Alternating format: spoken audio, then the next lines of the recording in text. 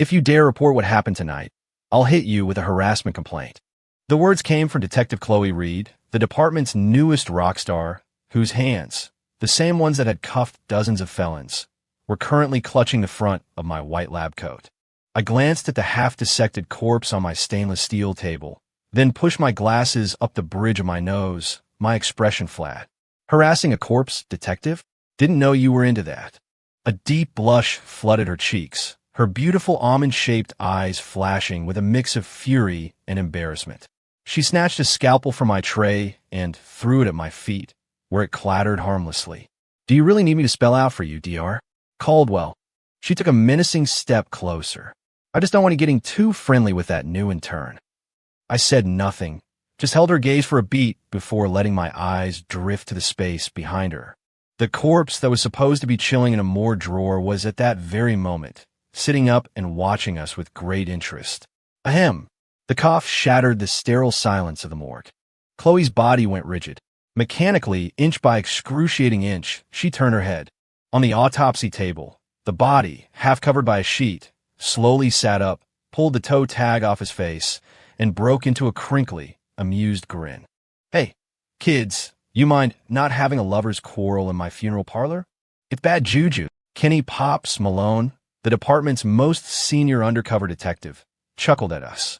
Chloe's face went on a 1-second journey from crimson to sheet white, finally settling on a mottled purple of pure, unadulterated mortification. She looked from Pops to me, her lips trembling, utterly speechless. I'd set her up, just to watch this happen. I could see the thought forming behind her eyes. Pops, bless his heart, just had to pour gasoline on the fire. "Attaboy, Jules. This fiancé of yours has more fire than her old man ever did." The word fiancé hit her like a taser. She flinched back, a sharp, violent jerk, like a cat whose tail had just been stepped on. "Who's his fiancé?" she shrieked, her voice cracking. "Julian Caldwell. You are an asshole." She stomped her foot, her eyes instantly welling up. With that parting shot, she turned and fled, her escape so flustered she was practically marching out of sync. I watched her clumsy retreat, the tight line of my jaw finally relaxing, allowing a small smile to escape. "Playing it cool, huh? You were practically drooling." Pops hopped off the table, dusting himself off, his words hitting their mark. I slipped back in my usual detached demeanor and poured him a cup of the break room's terrible Keurig coffee. "Thanks, Pops. If you don't push her like that," I added, "she'll never learn to just say what she means." Pops took a sip and grimaced. "You young people and your games. When I was courting your aunt, all it took was a bouquet of daisies." I didn't answer. My mind was already replaying a highlight reel of Chloe's greatest hits, a lifetime of climbing fences and scaling walls to get into my house. At 5, it was to steal a piece of candy. At 15, it was because she'd bombed a test and was too scared to go home. At 20, it was after a blowout fight with her parents. It seemed she'd never learned how to use a front door. I complained about it for 2 decades, but the memories filled a space in my chest with a warmth that felt dangerously close to full. A soft knock echoed through the room. The new intern, Maya, stood in the doorway holding a folder, her cheeks flushed. "Dr. Caldwell, here's the latest toxicology report." Her voice was quiet, her eyes filled with an undisguised, hero-worshipping awe. I nodded, deliberately softening my tone. "Thanks, Maya. You've worked hard. Put on the desk.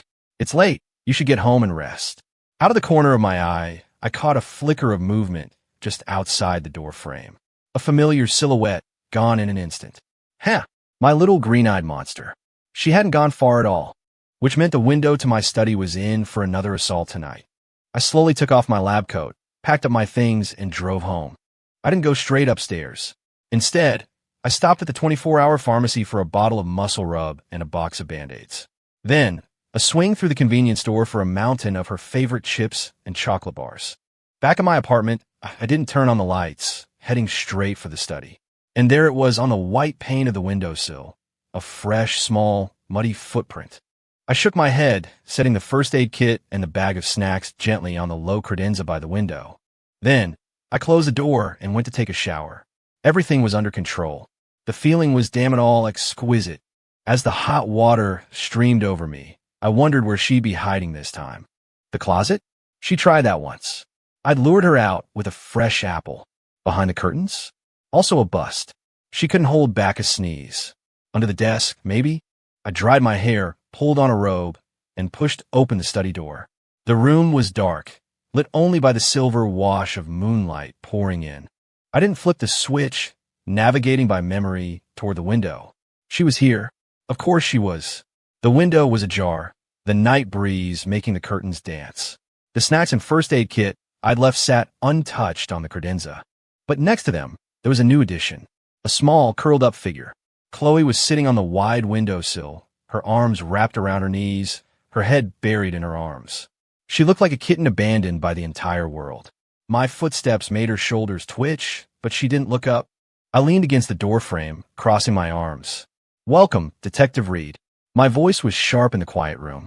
"Are you here to steal state secrets? Or just to steal me?" Her head snapped up. In the dark, her eyes were shockingly bright, glistening with unshed tears.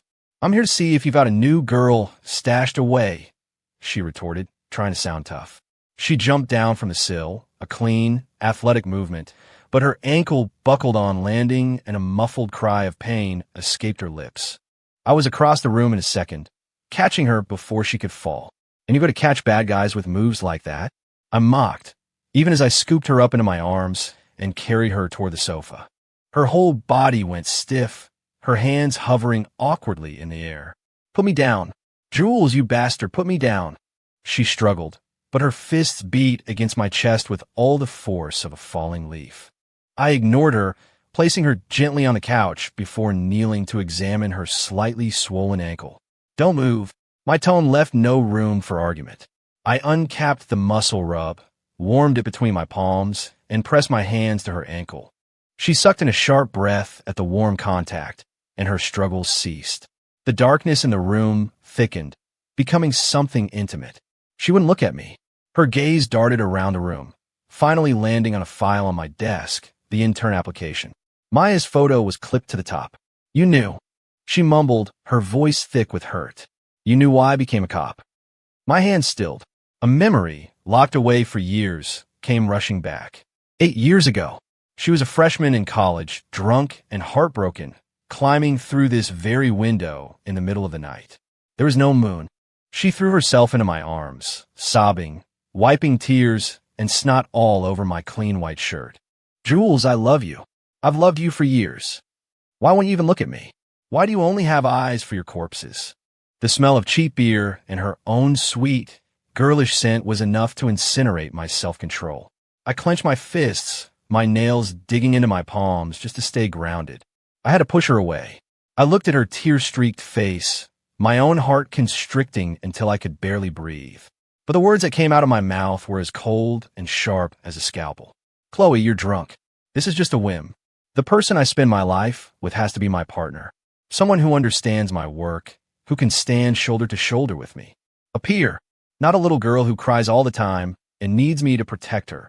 Her sobs stopped instantly. She stared at me, her expression one of shattered disbelief. I forced myself to meet her wounded gaze, delivering the final, cruel blow. "When you can earn that gold shield, detective captain, on your own merit, then you can come back and say that to me again." I pushed her away with my own 2 hands, sending her down a path I knew would be lined with thorns. After she left that night, I sat in my study until dawn. The cuts in my palms were nothing compared to the agony in my chest. "How much longer?" I asked softly, my voice breaking the silence. My touch on her ankle gentled without me realizing it. Chloe's eyes were completely red now, tears shimmering, but she stubbornly refused to let them fall. She lifted her chin and glared at me, as if taking an oath. "Not long. You just wait, Julian Caldwell. I'm going to slap the cuffs on you myself. The charge." Her voice dropped to a whisper, almost as if she were speaking only to herself. "Disturbing the peace. My peace." I heard every word. It felt like a physical blow, right over my heart. I lowered my head, focusing on kneading her ankle, hiding the storm of emotion in my eyes. The fool. She had no idea. I wasn't just waiting for that day. I'd been waiting for 20 years. The peace didn't last. A week later, the city was rocked by a vicious serial killer. 3 victims, all young women, all showing signs of torture. The department formed a task force.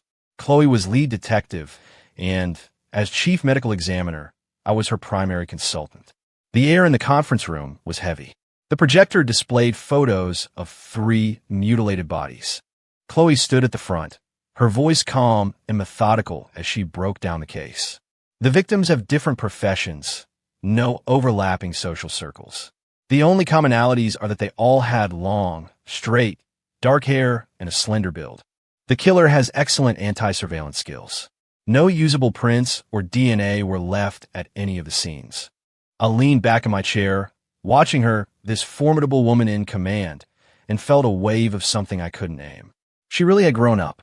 She was no longer the little girl who cried behind my back. Dr. Caldwell, your thoughts? Chloe's question pulled me back to the present.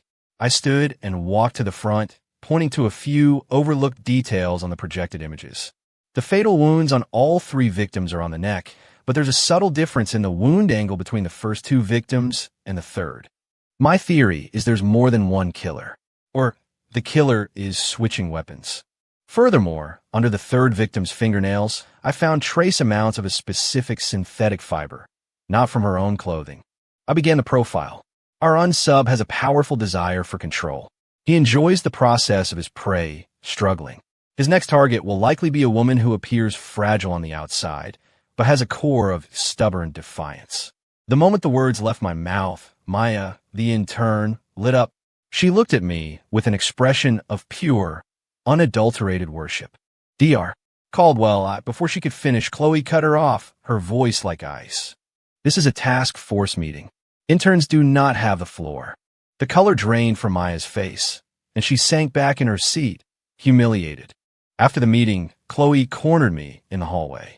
Why were you so nice to her just now? There was again that jealousy. I was merely stating the facts of the profile. I said coolly. The facts?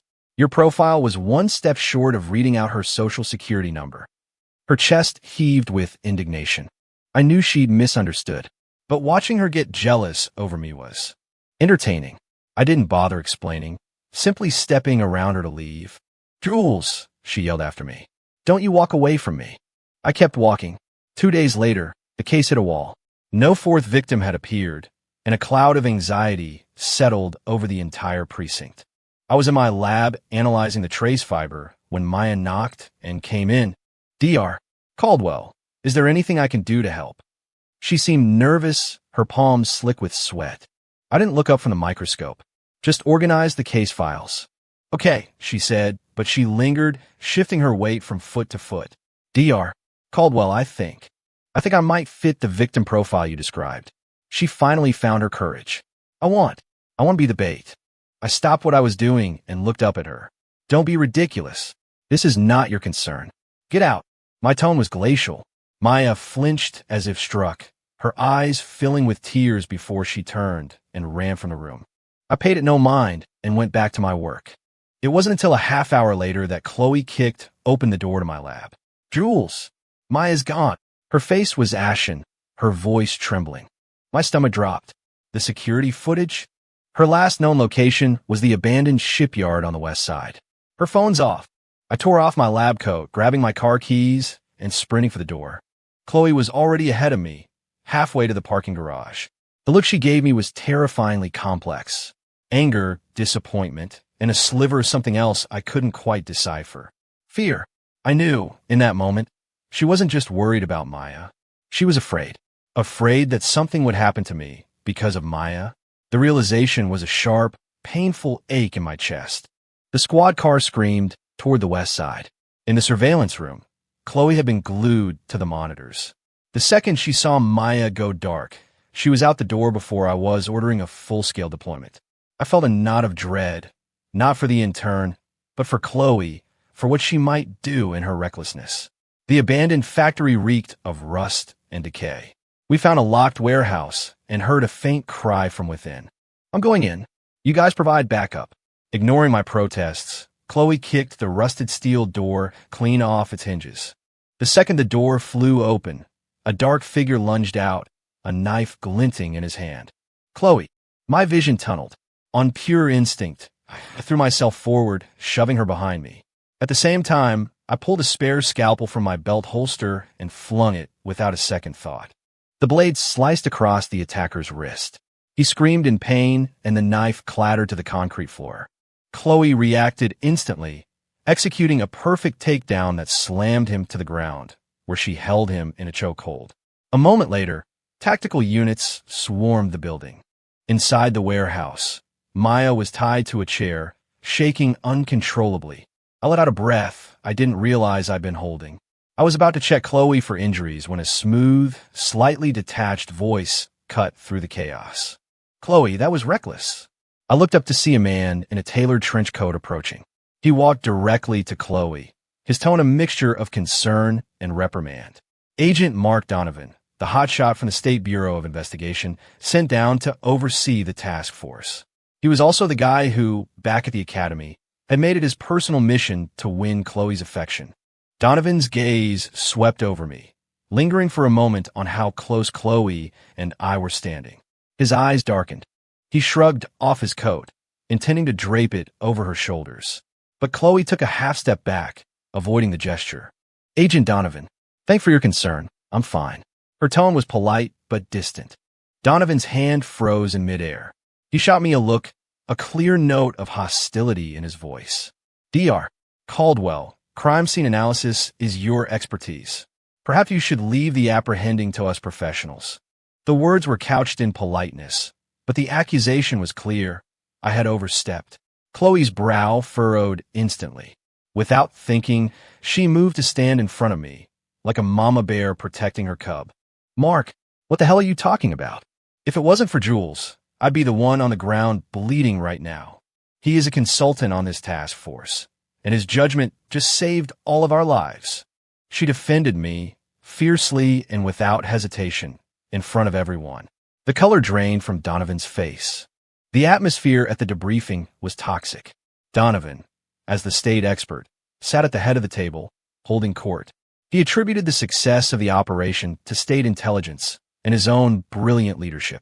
My scalpel-throwing intervention was dismissed as an unorthodox field expediency, not to be encouraged.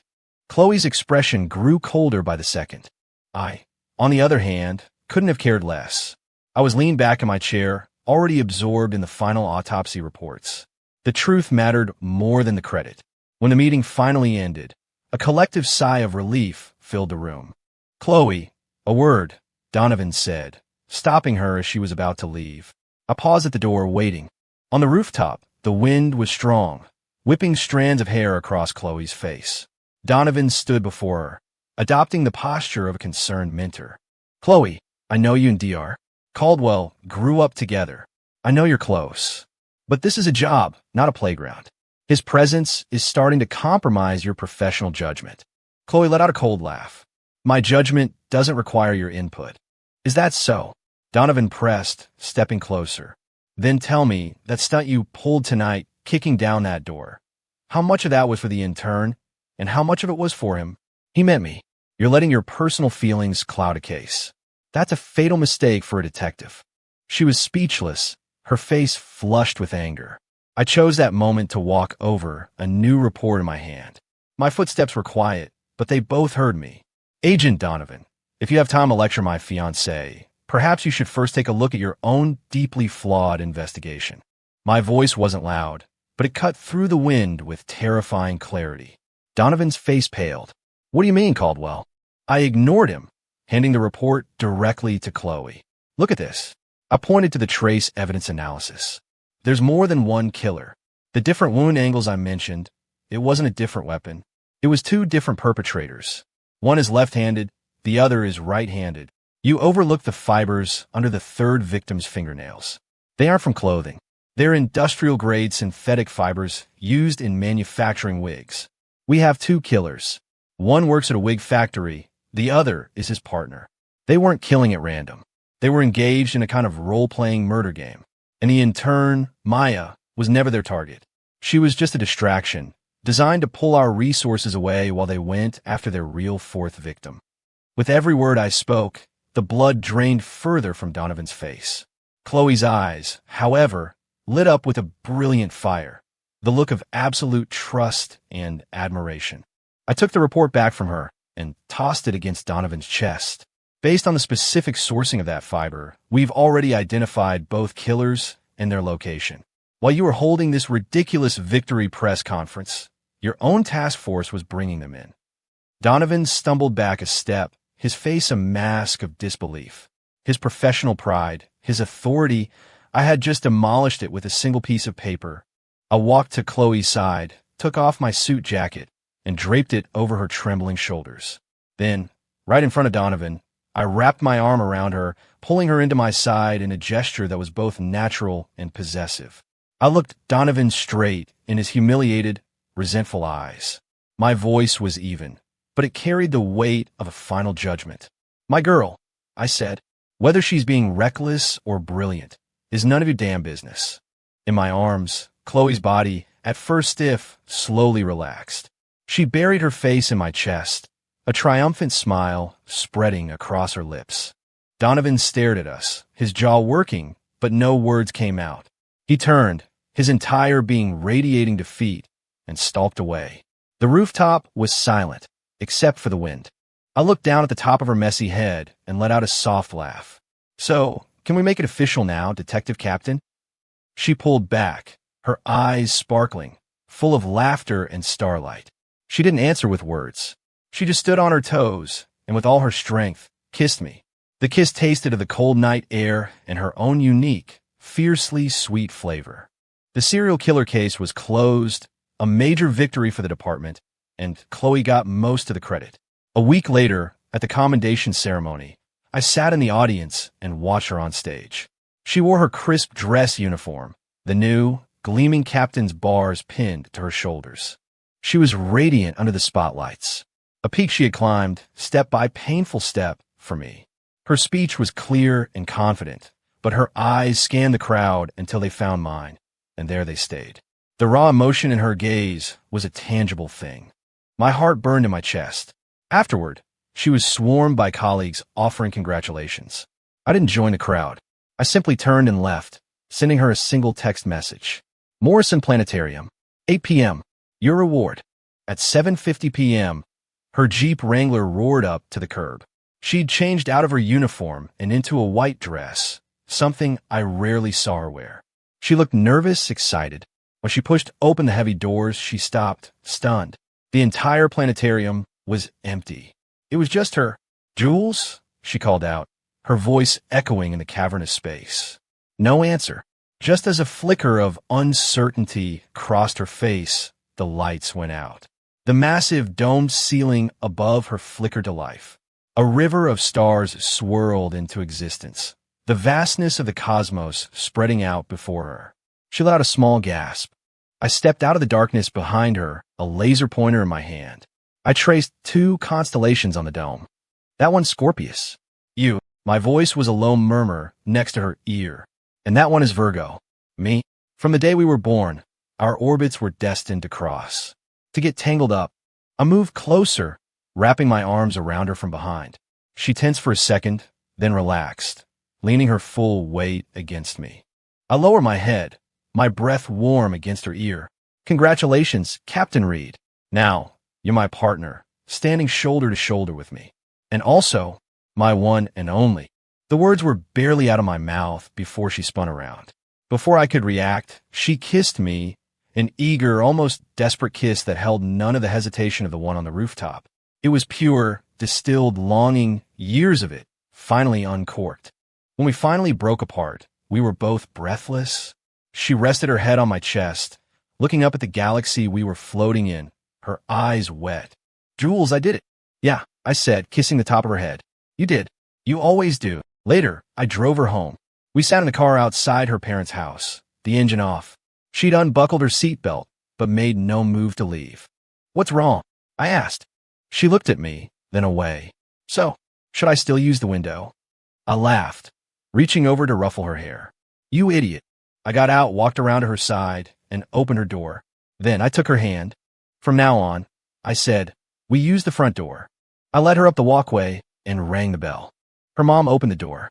She saw our joined hands, blinked once, and then broke into a knowing, relieved smile. "Julian, it's about time. Get in here, both of you."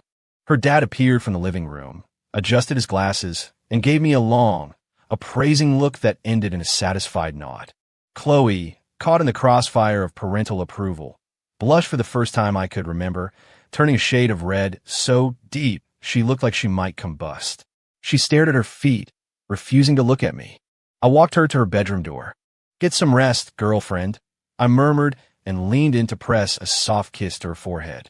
Her head shot up, her eyes looking like they held entire constellations of their own.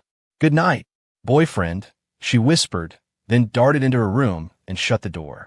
I leaned against the wood, listening to her muffled, happy laughter from the other side, and couldn't stop myself from smiling. The long game, the years I'd spent carefully calculating every move, had finally paid off. Our relationship was finally out in the open, with everyone's blessing. The good times didn't last long. Chloe received an order from the state. She'd been selected for a 6-month, intensive training program at a remote facility, the FBI Academy at Quantico. The day the letter arrived, she deflated like a balloon. That night, she was back at my window, curled up in my arms, refusing to let go. 6 months. That's like 1,000 days, she mumbled into my shirt. "I'm going to miss you." I stroked her hair, a hollow feeling opening up in my own gut. But I kept my voice even. "This is a necessary step for your career. Go, train hard. Don't embarrass me." She punched my chest weakly. "You're a robot, Jules. A heartless, unfeeling robot." I just smiled. I saw her off at the train station. She kept looking back, her eyes red. I just stood on the platform and waved until she was gone. After she left, it was like a piece of my life had been surgically removed. The lab was too quiet, the air too thin. The only thing I looked forward to was our nightly video call. The training was brutal. She got thinner, tanner, but her eyes grew brighter, more focused. Sometimes she'd be so tired she could barely keep her eyes open, complaining about the food. "Boiled kale. Boiled squash.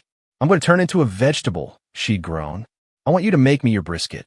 Watching her pouting on the tiny screen made my heart ache. A month later, on a Friday night, she was a wreck. She just finished a high-intensity field exercise, her face streaked with sweat and grime, her voice hoarse. "Jules, I'm so tired. I miss you." I hung up and, without a second of hesitation, booked the first flight to Virginia. Saturday morning, I showed up at the front gate of the Quantico base, carrying a massive insulated cooler. The Marine Guard stopped me. I flashed my special consultant badge from the state. "I'm here on official business with Captain Reed." The guard made a skeptical call, and a moment later, a flustered-looking instructor came jogging out to personally escort me inside. I found out the finish line for their wilderness survival exercise and drove out to wait for her. At 4 p.m., Chloe and her squad staggered across the finish line, covered head to toe in mud. She collapsed on the ground, gasping for air. Then she looked up and saw me, leaning against an SUV in a clean white shirt, completely out of place in the middle of the woods. She froze, rubbing her eyes, certain she was hallucinating. I gave her a small smile and held up the cooler. "Your Uber Eats is here, Captain." The next second, she shot up from the ground as if launched from a catapult and sprinted toward me. Her squad mates just stared. "Is the captain okay? Who's the pretty boy?" "Her old man." Chloe crashed in my arms, clinging to me so tightly I thought she was trying to merge our bodies into one. "Jules, what are you doing here? You're insane." She was laughing and crying at the same time, her words a jumbled mess.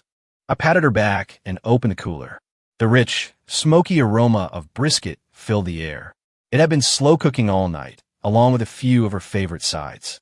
I'd even gotten creative, carving a cherry tomato into the shape of a heart, arranging broccoli florets like lungs, and using shredded carrots for arteries. I picked up the tomato heart with a pair of tongs and held it to her lips. "Replenish your vitals, Captain." She looked at it, and a real, honest-to-God laugh burst out of her, though it just made the tears flow faster. She opened her mouth and ate it in one bite. Then, in front of her entire team, she grabbed my face with both hands and planted a hard, hungry kiss on my mouth. It tasted of dirt and sweat and salt. It was the sweetest thing I had ever tasted. Watching her devour the food I'd made gave me a deeper sense of satisfaction than cracking the most complex case. When Chloe returned from Quantico, she was a different person. Sharper, faster, with an edge of steel that made her the undisputed top cop in the city. Our relationship settled into a comfortable rhythm. The only thing missing was a ring. Just as I was trying to figure out the logistics of a proposal, disaster struck. I was reinvestigating a 10-year-old cold case, a corporate accountant whose death had been ruled an accidental fall. A new examination of the skeletal remains showed microfractures inconsistent with a fall. They were consistent with repeated blows from a blunt instrument. It wasn't an accident. It was murder. My digging had rattled someone's cage. I was working late one night, walking through the empty parking garage to my car. As I unlocked the door, a drunk staggered out from behind a concrete pillar, swinging a lead pipe straight at my head. I moved fast, dodging the fatal blow. But in protecting the evidence bag in my hand, I took the full force of the impact on my right arm. Pain, white-hot and blinding, shot through me. I let out a grunt and, with my left hand, delivered a precise chop to the man's carotid sinus. He crumpled to the ground. I leaned against my car, staring at my right arm, now bent at an unnatural angle. I calmly called 911, then the paramedics. Lying in a hospital bed, my arm in a heavy cast, I gave my statement to my colleagues, making them promise not to tell Chloe. She just closed a huge case. She needed the rest. I thought I could keep it from her. I underestimated her network. At dawn the next morning, my hospital room door flew open. Chloe stood there in a trench coat, her hair a mess, dark circles under her eyes. She had clearly driven through the night. She rushed to my bedside. The sight of my arm in the sling made her eyes flood with tears. But she wiped them away in a single, vicious movement, her expression hardening into something cold and lethal. Who did it? Her voice could have frozen water. Before I could answer, she turned and strode out of the room. Half an hour later, the police commissioner called me, his voice weary. Jules, your better half, just stormed my office and swore on her badge she was taking over your assault case. Her exact words were, "Whoever touched my man is going to die in prison." I held the phone, a warmth spreading through my chest. That fool. From that day on, Chloe subjected me to 24/7 surveillance. She merged my case with hers, spending her days hunting down leads and her nights sleeping on the pull-out chair in my room. She took over every aspect of my care, feeding me, washing my face, helping me change, all with the domineering attitude of a drill sergeant. Don't move your hand. Stop fidgeting. Open your mouth. When a nurse came to change my dressing, Chloe would stand over them like a hawk, ready to strike if they caused me the slightest discomfort. I was in heaven. I even started faking pain just to watch her fuss over me, her face a storm of anxiety and love. Then I'd hide my smile when she turned away. A week later, they had him. The killer from the cold case, now the VP of the same company. He'd panicked when he heard I'd reopened the file and hired a thug to take me out. The day they made the arrest, Chloe came back to the hospital, silent. She meticulously checked my cast, tucked me in, and then she sat on the edge of the bed, took my good arm, buried her face in my shoulder, and began to sob. She cried like a child, letting out all the fear, anger, and stress she'd been bottling up for a week. I held her, stroking her back, letting her tears soak through my hospital gown. "It's okay," I whispered. "It's over now. I'm here." I held her tight, and in that moment, I made a decision. I couldn't wait any longer. I had to make this woman, the one who cried for me, fought for me, and lived for me, mine, permanently. The day I was discharged was Chloe's 27th birthday. I checked out early without telling her, then went to her favorite restaurant and booked their best table. As a gift, I'd managed to track down a rare, out-of-print Victorian anatomical atlas she'd been wanting for years. At 7 p.m., I stood outside the restaurant, the beautifully wrapped gift in my hand. Through the window, I could see the private dining room. There were a dozen people inside. Chloe was at the center of the table, and next to her sat Mark Donovan. A massive birthday cake, candles already lit, sat in front of her. Donovan was holding up a glass of champagne, smiling at her. "Happy birthday, Chloe. I also hope you'll seriously consider my offer. With your talent, a transfer to the State Bureau is the logical next step. The sky's the limit." A few of her old colleagues chimed in. "Yeah, Captain, Donovan's right. You two would be the perfect power couple." My feet stopped cold. The gift in my hands suddenly felt impossibly heavy. For the first time, I felt a tremor of something I could only describe as insecurity. Just then, Chloe glanced up, her eyes sweeping across the room. The moment she saw me standing there, her entire face lit up. It was the look of someone lost in the desert, spotting an oasis. Without a moment's hesitation, she cut Donovan off mid-sentence. "Thank you for the offer, Agent Donovan." She stood up. As everyone watched in stunned silence, she walked directly toward me. The click of her heels on the hardwood floor was a drumbeat counting down to something momentous. She didn't offer a single word of explanation. She just walked right up to me, stood on her toes, cupped my face in her hands, and gave me a deep, lingering kiss. In front of everyone, the room fell silent. Donovan's hand, holding the champagne flute, was frozen in mid-air. When the kiss ended, Chloe turned, linked her arm through mine, and faced the room like a proud peacock who had just won the war. Her smile was dazzling. "Everyone, I'd like to make a formal introduction. This is my fiancé, Julian Caldwell." She held up my hand, showing off the identical, simple bands we wore on our ring fingers. I'd given hers to her after she got back from Quantico. She'd worn it on a chain around her neck until tonight. She looked at Donovan's ashen face, her voice perfectly clear. "So, Agent Donovan, I'm afraid I can't accept your offer. I'm never leaving his side." A wave of pure, unadulterated joy washed over me. She knew everything. All this time, she had been protecting me, too. I bent my head and kissed her again, my voice thick with laughter. "Happy birthday, Captain. My future Mrs. Caldwell." On the 20th anniversary of the day we met, I drove her to the outskirts of the city, to the raised grounds of the old housing project where we grew up. All that remained was a field of weeds and a few lonely, ancient trees. We walked the overgrown paths, reminiscing. "Remember that basketball court? Where you pushed me down because I wouldn't let you have my Game Boy. Liar, you tripped over your own feet and went crying to my mom. And under that tree, where you pissed off the neighbor's dog and hid behind me. Jules, shut up. Not another word." She chased me through the ruins, laughing, and for a moment, we were kids again. I led her to the oldest, most crooked tree on the property, a gnarled old locust that had been spared the axe because it was too bent to be useful for anything. "Remember this?" I asked. She looked at the tree, her expression softening. "How could I forget? This is how I made my first break into your house." Climbed right up. She tilted her chin proudly. Stuck the landing, too. I shot her a look. You face-planted, scraped your chin, and cried for a solid 10 minutes. She flushed and punched my arm. Did not. I laughed and caught her hand, pulling a small wooden box from my pocket. She watched, curious. I opened it. Inside, there was no diamond, no platinum. Just a simple, rustic ring carved from locust wood. The band was plain, but etched into its surface with microscopic precision was the pattern of bone trabeculae. It was a perfect scaled-down replica of my own phalanx bone. I didn't get down on one knee. I just took the wooden ring and slipped it onto her finger. It was a perfect fit. "This is the prototype," I said, meeting Chloe's eyes. "I carved it with my favorite number 22 scalpel. Took me a week. I'm designing the real one. It will be forged from the strongest metal on Earth and set with a diamond cut just for you." I paused, my voice dropping, becoming heavy with sincerity. "And when it's ready, Chloe, you'll have to start calling me your husband." Her eyes instantly filled with tears. The setting sun filtered through the sparse leaves, bathing her in a soft, golden light. She didn't speak. She just nodded, a fierce, trembling movement. "I've waited 20 years, she choked out. "I can wait a little longer." My heart melted.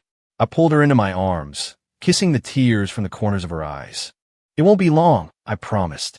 I'm not that patient." We held each other as the sun went down, surrounded by the ruins of our past, with the brilliant light of our future stretching out before us. From childhood friends to partners in crime, and finally, to this, the long, sweet game, where she had walked willingly into every trap I'd ever set, was finally nearing its conclusion. A month later, we cracked a 15-year-old cold case together. The whole department celebrated. At the party, Chloe was surrounded, people toasting her success. Her tolerance was low, and after a few glasses, her cheeks were flushed. I moved to her side, smoothly intercepting drink after drink meant for her. Halfway through the night, I slipped away and sent her a text. Morgue, drawer A3, new evidence. I saw her read the message. Her expression shifted instantly. She said a few quick words to her colleagues and hurried out. I made my excuses to the commissioner and followed. The morgue was empty, silent except for the hum of the ventilation. A single surgical lamp cast a cold, sterile light over one of the steel tables. I waited in the shadows for my leading lady. Soon, the click of heels echoed down the hall. Chloe pushed open the door, her face still flushed from the wine, but her eyes were clear and focused. What did you find? She asked, pulling on a pair of latex gloves out of habit. I stepped out of the shadows, holding a metal tray covered with a sterile cloth. She saw me and froze. Jules? What are you doing here? What's the evidence? I didn't answer. I placed the tray on the autopsy table and lifted the cloth. There was no gruesome specimen. There was only a diamond ring, impossibly brilliant, scattering the light of the surgical lamp into 1,000 tiny rainbows. The band was a unique, intricate design of interlocking bones, cradling a flawless center stone. I had designed it myself, using a 3D model generated from her own X-rays. Chloe stared at it, then at me, the pieces slowly clicking into place. I straightened my suit jacket, and then, as she watched in stunned silence, I lowered myself to one knee. I looked up at my beautiful, formidable detective. Captain Chloe Reed, I began, my voice trembling slightly. I have processed 1,342 crime scenes. I have pieced together countless broken lives. But the most significant, most perfect discovery I have ever made is you. I have studied over 2,000 different ways a person can die. I have seen the absolute worst of humanity. But it was only when I met you that I understood what it meant to be alive, what it meant to love. My entire life, I have spoken for the dead. For the rest of my life, I only want to say 3 words, and only to you. I love you. I picked up the ring. Chloe, will you marry me? The silence in the morgue was absolute. I could hear my own heart hammering against my ribs. 1 second, 2, 3, and then she moved. Tears, fat and silent, streamed down her cheeks. She didn't say yes, didn't say no. She just held out her left hand and whispered the 2 words I had waited a lifetime to hear. I do, Dr. Caldwell. My hand shaking, I slid the ring onto her finger. There, on the cold steel table that had witnessed so much death, I began my new life. Our wedding was big and loud and perfect. We held it on the huge rooftop terrace of my apartment, with the entire glittering cityscape as our backdrop. The guests were all cops and coroners, a rowdy, wonderful bunch. Chloe wore a dress I'd helped design, and she looked like a goddess of righteous fury. Standing next to her, I felt like I owned the world. The commissioner himself was officiating. He was halfway through the ceremony when he got to the classic line, smiling broadly. If anyone here has any reason why these two should not be joined in matrimony, speak now or forever hold your peace. The crowd chuckled, as if anyone would dare. But then, a clear voice cut through the laughter. I object. A hush fell over the terrace. Every head, including mine, turned. Mark Donovan, in his Immaculate State Bureau uniform, was on his feet. He wasn't smiling. A collective gasp went through the crowd. Chloe's face went rigid. Her hand tightened on mine, her knuckles white. I could feel her gearing up to throw down, heels and all. I gave her hand a reassuring squeeze. Let's see what he had to play. Donovan walked calmly to the front, took the microphone from the commissioner, and faced the crowd. Everyone held their breath, anticipating a dramatic, last-minute plea. He cleared his throat, his eyes moving from Chloe to me. And then he smiled. It was a genuine smile, free of bitterness or regret. I object, he said, drawing out the words, to the fact that it took these two this long to get married. Inexcusable lack of efficiency. The terrace was silent for a beat, and then erupted in a roar of laughter and applause. Even Chloe was stunned into a laugh, shaking her head as she shot him a half-angry, half-amused glare. Donovan's expression turned serious and sincere. Just breaking the tension, he said. Jules, he looked at me. For a long time, I thought I was the better man for her. I could offer her a better career, more protection. But I get it now. You understand her in a way I never could. And you deserve her. Any man who would learn to carve wood with a scalpel for her. Any man who would propose in a morgue. Yeah, I concede defeat. He turned to Chloe, his eyes soft. Be happy, Chloe. Then he raised his glass to the crowd. I ship out for a new post in Midwest tomorrow. So this is a toast to the happy couple and a farewell to me. To Julian and Chloe, may you have a long, happy life and a house full of loud, stubborn children. He drained his glass, turned it upside down, gave us a sharp, formal salute, and walked away. His back was straight, his exit clean. The last, tiny obstacle on our road to happiness had just removed itself with grace and honor. The story was finally perfect. 5 years later, I was the youngest ever director of the Forensic Science Center. She was deputy commissioner of the BPD. We had a beautiful, hell-raising son named Ethan. We called him E.T. for extra time because his mom waited so long for his dad. Life was a chaotic, perfect whirlwind. One night, I came home late, exhausted after a particularly gruesome case. The apartment was quiet. Ethan was asleep. I slipped off my shoes and, out of habit, went to the study first. I pushed open the door and stopped. The window was wide open, the white curtains billowing in the night breeze. And sitting on the sill, a familiar silhouette.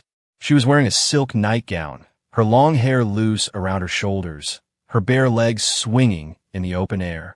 In her hand was a can of beer. She saw me and raised the can in a toast, her grin pure mischief. Evening, Director Caldwell. Working late. Just doing a routine inspection.